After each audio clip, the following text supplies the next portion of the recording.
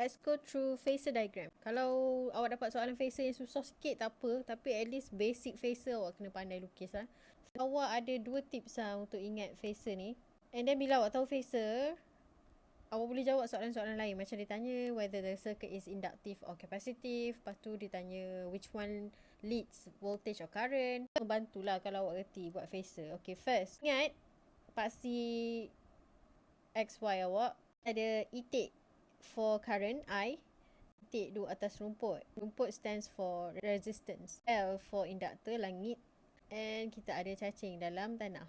So awak ingat je kedudukan phasor ni, and then rotation dia akan sentiasa anti-clockwise. Kalau circuit tu adalah pure resistor, dan dia cuma ada A dengan R je. Kalau dia RC, dan dia ada RIC, RCL, dan dia akan ada semua ni lah. Satu lagi dia yang boleh memudahkan awak untuk ingat adalah civil. Kalau kapasitor, I dahulu baru V. So, I leads V. Okay, kalau induktor pula, L, V dulu baru I. So, dia akan jadi V leads I. Ataupun awak boleh guna I lags behind V. Dia lambat sikit. So, civil ni dia boleh guna dekat pure capacitor, pure inductor circuit, RC, RL dan juga RCL. Kat RCL pun terpakai je sebab kalau awak ada RCL kan, macam mana awak nak tahu voltage awak kat atas ke kat bawah? Awak akan tengok XL dengan XC. Untuk awak comparekan XL dengan XC punya nilai, awak dapati XL lagi tinggi daripada XC. Dan maksudnya kita kena tengok huruf L. So voltage akan leads current. V leads I untuk RCL yang XL dia lagi besar. Kalau XC lagi besar dari XL, then kita tengok C. So, I akan leads V.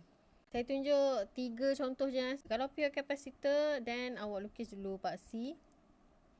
And then lukis awak punya current. Current, lepas tu kalau pure capacitor, maksudnya dia akan ada VC.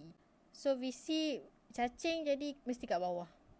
And then the angle between them will be 90 degree. Lepas tu rotation dia, omega.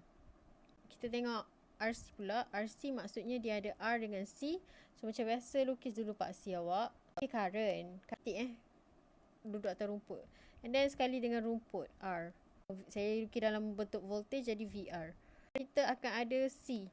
Sebab ni adalah RC. So dia akan ada VC. Lepas tu awak kena lukis resultant voltage antara diorang, iaitu RMS voltage. Dia mesti dapat kotak ni awak. Kotak. Gini. Lepas tu tarik ke tengah. So ni adalah VRMS awak. And then label awak punya phase angle. And label rotation.